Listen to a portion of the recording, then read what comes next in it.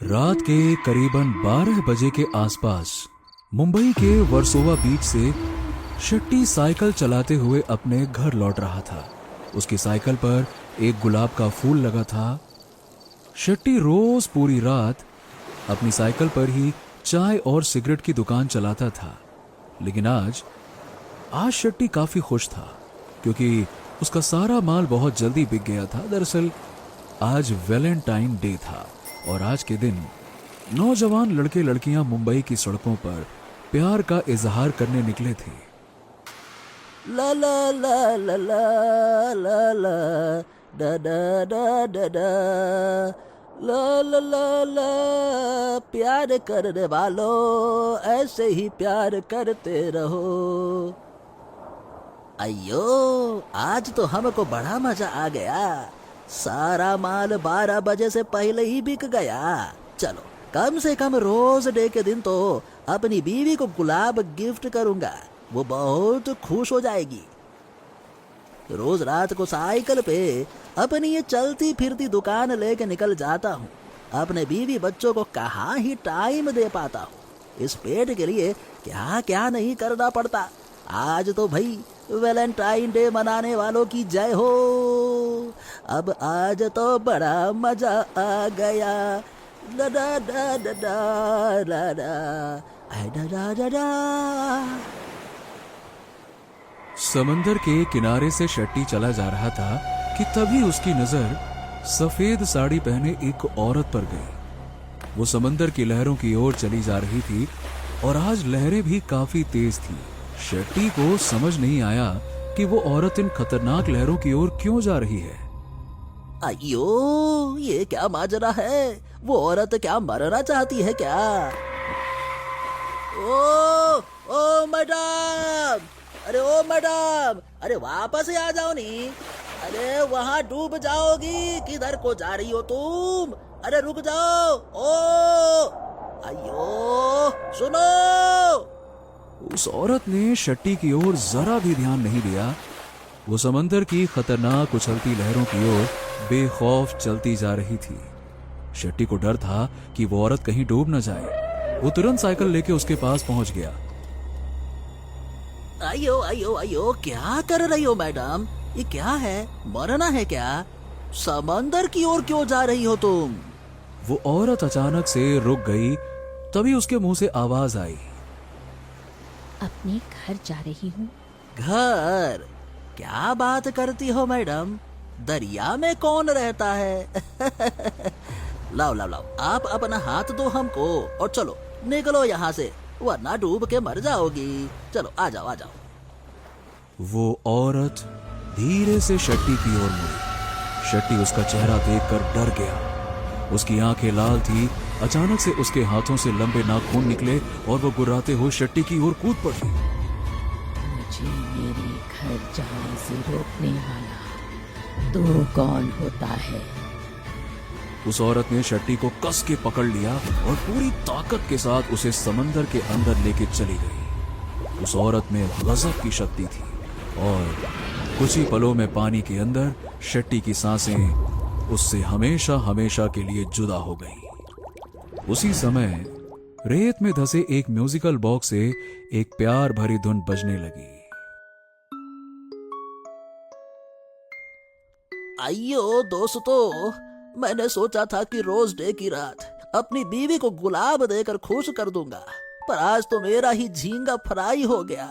मैं तो जा रहा हूँ, मगर आप वीडियो को पूरा देखना और भूतनाशक पार्टी को सब्सक्राइब याद से कर देना। ओके, अलविदा दोस्तों एंड हैप्पी वैलेंटाइन मंथ। आइयो। मुंबई के आराम नगर से दीपक नाम का एक लड़का बाहर निकला। आराम नगर मुंबई का वो इलाका है जहां हर समय किसी न किसी फिल्म या टीवी सीरियल का ऑडिशन चल रहा होता है।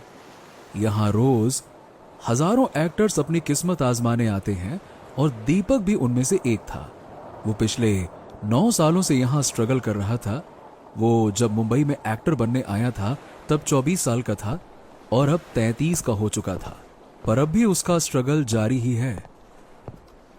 चलो एक और ऑडिशन खत्म हुआ। हे भगवान, इन 9 सालों में सैकड़ों ऑडिशन दे चुका हूं। पहले तो कम से कम साइड एक्टर का रोल मिल भी जाता था, पर इस साल तो लगता है वो भी नहीं मिलेगा। पता नहीं इस महीने दाल रोटी कैसे पार लगेगी। चलो गणपति बप्पा मोरया, नैया पार लगाओ भैया। चलो थोड़ी देर बीच पे जाके बैठता हूँ, जो होगा देखा जाएगा अब। हाँ नहीं तो ऑडिशन रिजेक्शन, यही चलता है लाइफ में। दीपक को ऑडिशन में रिजेक्ट होने की जैसे आदत हो चुकी थी। वो वर्सोवा बीच की ओर निकल गया। दीपक वहां ढलती हुई शाम का नजारा ले रहा था, तभी उसका फोन बजा। फोन उसके दोस्त रोहित का था। अरे यार, अब ये रोहित क्यों फोन कर रहा है? अरे हेलो। हाँ रोहित, हाँ बोल भाई, क्या बात है, कैसा है तू? अरे यार मैं तो ठीक हूँ दीपक, लेकिन देखना यार, अब तुझे तो पता है वैलेंटाइन मंथ चल रहा है और मेरे पास पैसे नहीं है यार। यार दीपक, तूने 2 महीने पहले जो 1000 रुपये उधार लिए थे ना, यार भाई प्लीज़ वो लौटा देना यार। कल गर्लफ्रेंड को बाहर लेके जा रहा हूँ, बहुत खर्चा होगा भाई, मेरे पास भी पैसे नहीं है। भाई सुन ना, बड़ी मुश्किल से एक गर्लफ्रेंड बनी है, प्लीज़ दे दे यार, प्लीज़ प्लीज़, मना मत करना। पैसों की बात सुनते ही दीपक झुंझला गया। अरे भाई, इस महीने का मैं रेंट भी नहीं दे पाया हूं यार, कहां से पैसे दूं? बिल्कुल पैसे नहीं है मेरे पास। एक तो काम नहीं मिल रहा, साइड रोल नहीं मिल रहा, ऑडिशन क्रैक नहीं हो रहा, तुझे पैसे चाहिए। भाई देख, थोड़ा सा टाइम मुझे दे, मैं अगले महीने आते ही तेरे पैसे लौटा दूंगा, बस बात खत्म। ये कहकर दीपक ने फोन काट दिया। अरे साला, जिसको देखो उसको ही पैसे चाहिए। वैलेंटाइन मंथ है, मुश्किल से गर्लफ्रेंड बनी है। यहाँ तो पूरा मैदान ही खाली है। अरे पता नहीं, कोई लड़की मुझे भाव ही नहीं देती है। कितने साल से सिंगल खाली हूं, क्या बोलूं मैं। तभी दीपक की नजर रेत में धंसे एक छोटे से चौकोर बक्से पे गई। पास में ही एक साइकिल खड़ी थी। उस चौकोर बक्से में एक चाबी लगी हुई थी। दीपक ने उसे बाहर निकाला। हैं? ये क्या है? देखने में तो बड़ा सुंदर है। दीपक ने चाबी घुमाया। चाबी घुमाते ही उस बक्से में से एक प्यारी सी रोमांटिक धुन बजने लगी। अरे वाह यार, ये तो कोई म्यूजिकल बॉक्स है। पता नहीं यहां किसने छोड़ दिया या फिर किसी का छूट गया, लेकिन धुन बड़ी मस्त है। वाह, आहा। दीपक ने आसपास देखा, लेकिन वहां कोई नहीं था। खैर, अब दिखाई तो कोई दे नहीं रहा है। हाँ, जब कोई दिख नहीं रहा है तो ये मेरा हो गया, क्योंकि मुझे मिला है। चलो मैं इसे रख लेता हूं।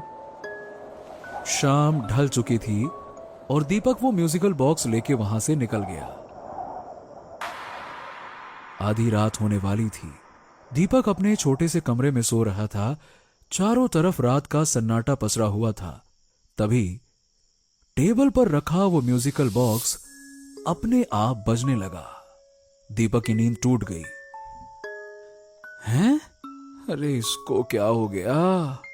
दीपक ने वो म्यूजिकल बॉक्स उठाया और उसे बंद कर दिया और वापस सो गया। पर थोड़ी ही देर बाद वो म्यूजिकल बॉक्स फिर से बजने लगा और अब दीपक को हल्का सा गुस्सा आ गया। अरे सो जा भाई, क्यों मेरी नींद खराब कर रहा है? सो जाना। टनन टनन टनन टनन टनन, दिमाग खराब कर दिया। और वो म्यूजिकल बॉक्स अपने आप बंद हो गया। थैंक यू, अब सो जा तू भी। पर वो म्यूजिकल बॉक्स भला कहां मानने वाला था। वो फिर से बजने लगा।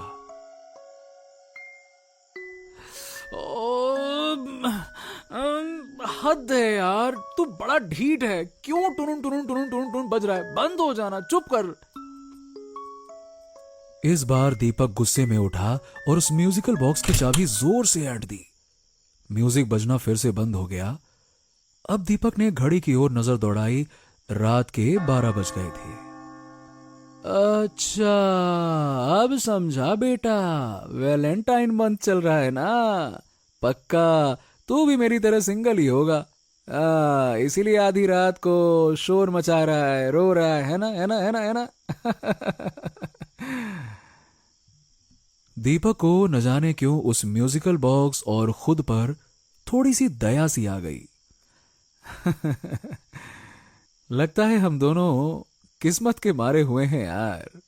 तुझे भी कोई समंदर के किनारे फेंक गया, तू अकेला हो गया, और मैं तो अपने जीवन में अकेला ही हूं। खैर, अब तो नींद भी नहीं आएगी, क्या करूं अब। हाँ, इस वक्त सिग्नल के पास वो चाचा साइकिल पे सिगरेट बेच रहे होंगे। दीपक ने अपनी जेब में हाथ डाला और उसे 10 रुपए का नोट मिला। ये 10 रुपए ही बचा है। चल, एक काम करते हैं, एक मस्त सिगरेट पीते हैं छल्ले बनाते हुए, और कल का कल देखा जाएगा। दुनिया के गम भुला धुएं के छल्ले में, चल चल मेरे भाई सिगरेट पिए मजे में। दीपक बीच की ओर निकल गया। दीपक ने सिगरेट खरीद ली और उसे सुलगा कर सड़क पर टहलने लगा। तभी उसे किसी की आवाज आई। Excuse me. दीपक पीछे मुड़कर देखता है। वो आवाज एक खूबसूरत जवान लड़की की थी। वो दीपक से फिर से बोलती है, आपके पास लाइटर या माचिस है? दीपक उस खूबसूरत लड़की को बस निहारते रह जाता है। मैंने पूछा, आपके पास लाइटर या माचिस है? दीपक एकदम से होश में आता है। क्या लाइटर? अरे हाँ हाँ, है ना, ये रहा। हाँ। दीपक ने लाइटर उस लड़की को दे दिया और उस लड़की ने भी अपने लिए एक सिगरेट जला ली। आप एक्टर है क्या? दीपक चौंक गया। आपको कैसे पता?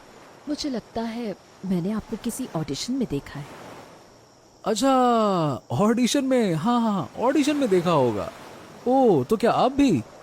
जी हाँ, मैं भी एक्टर ही हूँ। मुंबई में 4 साल हो गए।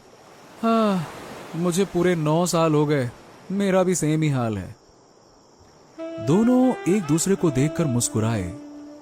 हाय, मेरा नाम रानी है। और मैं दीपक। लड़की ने दीपक की ओर अपना हाथ बढ़ाया और दीपक ने आगे बढ़ के उससे हाथ मिलाया। अजीब इत्तेफाक है कि हम दोनों वैलेंटाइन डे के दिन मिले, नहीं? दीपक रानी की बात पर थोड़ा शर्मा गया। उसने रानी से पूछा, रानी जी, सही बताऊं तो मुझे ना कभी कभी लगता है कि ये एक्टिंग वैक्टिंग छोड़ के ना वापस अपने घर चला जाऊं। वैसे तुम्हारा क्या प्लान है? रानी ने एक पल के लिए दीपक की आंखों में झांका। मेरे पास एक कहानी है। कहानी? कैसी कहानी? कहानी मैंने ही लिखी है। मैं सोच रही हूँ कि उस कहानी की लीड हीरोइन मैं रहूंगी। मुझे यकीन है कि मुझे कोई ना कोई प्रोड्यूसर जरूर मिल जाएगा। अरे वाह, क्या बात है, सच में? दीपक, मैं चाहती हूँ कि इस कहानी में हीरो का रोल तुम करो। दीपक को ये रात चौंकाए जा रही थी। हीरो? कौन, मैं? हाँ, तुम। मुझे तुम्हारे जैसे चेहरे की ही तलाश थी। हाँ हाँ हाँ, अच्छा अच्छा, ठीक है ठीक है ठीक है, क्यों नहीं, मैं जरूर कर लूंगा हीरो का रोल। बाय द वे, मैं यहाँ हीरो ही तो बनने आया हूँ, और अगर अपॉर्चुनिटी सामने से चल के आए तो क्यों मना करूंगा। अच्छा ये बताओ रानी, तुम्हारी कहानी क्या है? क्या है ना कि मैं किसी छोटी मोटी पिक्चर में काम नहीं करता, बड़ी पिक्चर में काम करता हूँ। अपन हीरो बनेगा तो पहले कहानी सुनेगा, फिर उसमें हीरो बनेगा। क्या कहानी? तो क्या इस तरह से सड़क में सुनाऊं? आज चांदनी रात है, एक काम करते हैं, बीच पर चलते हैं, समंदर की लहरों के साथ सुनाती हूँ, तभी मूड बनेगा। क्या कहते हो? दीपक को इस वक्त रानी का साथ बड़ा अच्छा लग रहा था। उसने तुरंत हाँ कर दिया और दोनों वर्सोवा बीच की ओर निकल पड़े। जानते हो दीपक, कुछ कहानियां वैसी ही जगह सुनाई जाती हैं जहां से वो शुरू हुई थी। मतलब मैं कुछ समझा नहीं। छोड़ो, ये कहानी एक लड़की की है। उसका नाम था आरोही। एक छोटे से शहर से मुंबई आई थी। एक्टर बनने का सपना लेकर रोज ऑडिशंस और रोज रिजेक्शंस। कभी उसे कोई रोल मिलता तो कभी कभी एडजस्टमेंट का इशारा। पर आरोही ने सब झेला, क्योंकि उसे यकीन था कि एक दिन उसका वक्त आएगा। फिर एक दिन ऐसा ही हुआ। उसकी जिंदगी में एक लड़का आया, विशाल नाम का एक यंग डायरेक्टर, जो मुंबई में फिल्म बनाने आया था। इत्तेफाक से वैलेंटाइन डे के दिन ही दोनों मिले और दोनों में प्यार हो गया। आरोही, तू देखना, जब कभी भी मैं अपनी पहली पिक्चर बनाऊंगा ना, तो हीरोइन तो तुझे ही लूंगा और फिर तुम एक बहुत बड़ी स्टार बनोगी। तुम्हारे नाम के ना अनाउंसमेंट हुआ करेंगे, बड़े बड़े पोस्टर लगेंगे, लोग कहेंगे ये आ रही है बॉलीवुड की बड़ी एक्ट्रेस हीरोइन आरोही। क्यों, क्या कहती हो? जानते हो विशाल, मुझे खुद पर उतना विश्वास नहीं है जितना तुम पर है। विशाल ने आरोही को पहला गिफ्ट दिया, एक म्यूजिकल बॉक्स। उसमें से एक प्यारी सी धुन निकलती थी, हम उस पर एक गाना भी बनाएंगे। म्यूजिकल बॉक्स का नाम सुनते ही दीपक एकदम से चौंक गया। वो रानी को आज शाम इसी बीच पर मिले म्यूजिकल बॉक्स के बारे में बताना तो चाह रहा था, पर रानी ने उसे बोलने का मौका ही नहीं दिया। रानी लगातार कहानी कहती गई। एक दिन विशाल को ब्रेक मिला। उसकी पहली फिल्म में एक बड़े प्रोड्यूसर की बेटी लॉन्च होने वाली थी। आरोही का पत्ता कट गया। इधर उस विशाल का आरोही को हीरोइन बनाने का वादा टूटा और इधर उस बेचारी आरोही का दिल। पर आरोही ने उसे माफ कर दिया, क्योंकि वो जानती थी बेचारा विशाल भी हालात के सामने मजबूर था। दोनों के बीच प्यार बचा रहा और रिश्ता चलता रहा। और फिर विशाल की पहली पिक्चर हिट हो गई। फिर अवार्ड्स, इंटरव्यूज, शोहरत और पैसा। वो अब एक अमीर और फेमस डायरेक्टर बन गया था। दीपक ने रानी को टोकते हुए कहा, और उसके बाद वो लड़का बदल गया और उसने आरोही को छोड़ दिया, राइट? रानी ने दीपक को घूरते हुए कहा, दीपक, ये कहानी होगी तो कौन पिक्चर देखेगा? ये सब लड़के का लड़की को छोड़ देना, ये सब तो बहुत पुराना हो गया है। ओ अच्छा, सॉरी, प्लीज तुम आगे सुनाओ, आगे बताओ। फिर एक दिन उस विशाल ने अपना वादा निभाया। उसने अपनी अगली फिल्म में आरोही को हीरोइन लेने का फैसला किया। अरे वाह, ये तो अच्छा मोड़ दिया तुमने कहानी को। वाह यार, तुम तो एक अच्छी राइटर निकली। ये कहानी मैंने कहाँ लिखी? ओ, तो फिर किसने लिखी? वक्त ने। क्या मतलब? आगे सुनो। वो पिक्चर बनी और रिलीज हुई। विशाल ने अपना वादा पूरा कर दिया और आरोही का हीरोइन बनने का सपना भी पूरा हो गया। पर उस पिक्चर को देखने कोई नहीं आया। ऐसा लगा कि पिक्चर फ्लॉप होगी और प्रोड्यूसर का पैसा भी डूबेगा और साथ में उस यंग डायरेक्टर का करियर भी। विशाल ने आरोही को आधी रात को वर्सोवा बीच पर बुलाया। उस दिन वैलेंटाइन डे था। दोनों के बीच पहले थोड़ी देर प्यार भरी बातें हुई और दोनों ने वहीं समंदर के किनारे ड्रिंक भी किया। और फिर क्या? रानी अचानक से उठकर चलने लगी। दीपक भी उसके साथ साथ चलने लगा। दोनों थोड़ी देर चुप रहे और थोड़ी देर के बाद रानी फिर से बोलने लगी। फिर अचानक से आरोही को चक्कर आया और वो बेहोश हो गई। विशाल ने आरोही के ड्रिंक में बेहोशी की दवा मिला दी थी। उसके बाद उसने आरोही को समंदर में छोड़ दिया। वही डूबकर मर गई। मीडिया ने इस खबर को खूब उछाला। इस फिल्म की पब्लिसिटी हो गई। फिल्म की लीड हीरोइन ने सुसाइड जो कर लिया था। अचानक से लोग इस फिल्म को देखने आने लगे। फिल्म हिट हो गई। प्रोड्यूसर भी खुश, डायरेक्टर भी खुश। मगर आरोही, उसका क्या? इस समय वर्सोवा बीच पर सिर्फ समंदर की लहरें सुनाई दे रही थीं।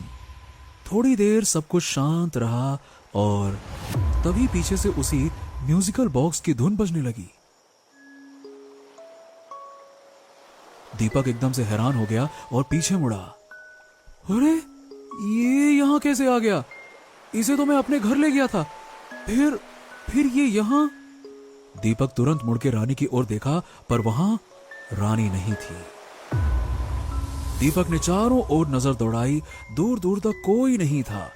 उसने जोर की आवाज भी लगाई, हाँ? रानी, रानी, रानी, कहाँ हो तुम? रानी! अरे यार देखो, ये मजाक का वक्त नहीं है। रानी! लेकिन कहीं से कोई जवाब नहीं आता है, पर वो म्यूजिकल बॉक्स से लगातार वही धुन बजती रहती है। दीपक उस म्यूजिकल बॉक्स के पास आता है और उसे धीरे से उठाता है। पता नहीं आज ये हो क्या रहा है मेरे साथ। जब से तू मिला है तब से कुछ ना कुछ गड़बड़ ही हो रहा है। पता नहीं अब ये रानी कहाँ गायब हो गई अचानक से। तभी पीछे से एक आवाज आई, रानी नहीं दीपक, आरोही। दीपक फौरन पीछे मुड़ा और उसके पीछे रानी ही खड़ी थी, लेकिन सफेद लिपटी साड़ी में, और उसकी आंखें लाल हो चुकी थी। दीपक उसे देखते ही डर गया और उसकी जुबान लड़खड़ाने लगी। रानी तुम ये क्या पहन लिया अचानक से यार, और ये तुम्हारी आंखें लाल कैसे हो गई? देखो देखो प्लीज डराओ मत मुझे। ये क्या मेकअप कर रखा है तुमने? एकदम एकदम प्लीज यार देखो, कुछ तो बोलो, क्या है ये? वो औरत दीपक को अपनी लाल डरावनी आंखों से घूरती रही और फिर गुर्राई, कहा ना रानी नहीं आरोही। दीपक को लगा कि उसका दिमाग फट जाएगा। आरोही? ये क्या बोल रही हो? आरोही तो तुम्हारी कहानी में थी और वो तो मर चुकी है।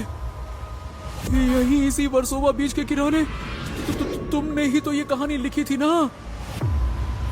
कहा था ना, वो कहानी मैंने नहीं लिखी, वक्त लिखता गया। उस कहानी में लिखी एक एक बात सच थी। मैं ही आरोही हूँ। दीपक को जैसे सांप सूंघ गया हो।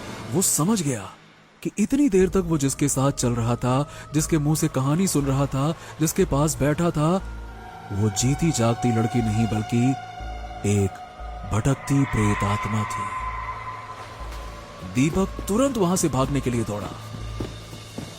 दीपक जितनी तेजी से भागा, उससे कहीं तेजी से आरोही की आत्मा उड़ते हुए एक पल में उसके सामने आकर खड़ी हो गई। दीपक समझ गया कि वो इतनी आसानी से भाग नहीं पाएगा। वो गिड़गिड़ाते हुए आरोही से पूछा, देखो देखो रानी, मेरा मतलब आरोही, आखिर तुम मुझसे क्या चाहती हो? मेरा क्यों पीछा कर रही हो? मैंने तुम्हारा क्या बिगाड़ा है? मुझे क्यों क्यों क्यों क्यों? आरोही उसकी ओर देखकर मुस्कुराई और बोली, जानते हो दीपक, जब से उस लड़के ने मुझे उस समंदर में डुबो के मारा है ना, तब से मेरी आत्मा इस समंदर के अंदर रहती है। लेकिन हर वैलेंटाइन डे को इस समंदर को जैसे भूख सी लगती है, और उस दिन सूरज ढलने के बाद मेरी आत्मा इस समंदर से बाहर निकलती है और उसकी भूख मिटाती है। आज समंदर की भूख तुम मिटाओगे। ये कहते ही आरोही दीपक का हाथ पकड़कर उसे घसीटते हुए समंदर की ओर पहुंचती है और अपनी बाहों में जकड़कर समंदर के अंदर घुस जाती है। दीपक उस आत्मा के सामने बेबस था। वो समंदर की गहराइयों में उतर जाता है और धीरे धीरे आरोही की आत्मा की बाहों में दीपक दम तोड़ देता है। आज वैलेंटाइन डे की रात को समंदर ने अपनी भूख मिटा ली। दीपक के मरते ही रेत में धंसे उस म्यूजिकल बॉक्स से फिर से वही धुन बजने लगती है, पर इस बार वो धुन प्यार भरी नहीं बल्कि मौत से भरी हुई थी।